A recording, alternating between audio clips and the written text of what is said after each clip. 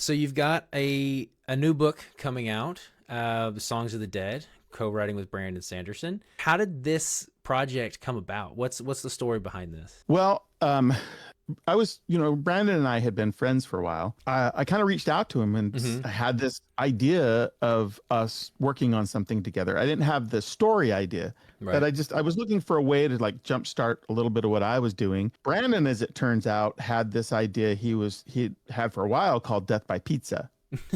And it was a sort of tongue-in-cheek, sort of slightly comical idea of a heavy metal singer in London who's a pizza delivery guy who delivers a pizza and he gets shot and he wakes up as a necromancer. That was the formative idea. Brandon had written one scene in that sort of world, Mm-hmm. but hadn't really done any world building or anything that I was aware of up until then. And so he said, early in my career, I wasn't really in a place to do this. He goes, but now I am a little bit. And so he said, to my surprise and delight, he said, yes. And the interesting thing about it, though, it wasn't just because I knew him.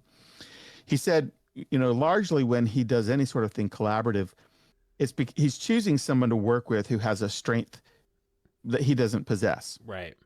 or an experience he doesn't possess.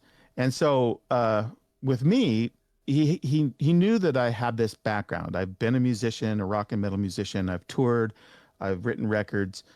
I care passionately about this community, and he had also blurbed some of my books, so he knew I could write. And so he said this worked really good for me because, I haven't been able to find the footing for this novel, and so we basically said the yes.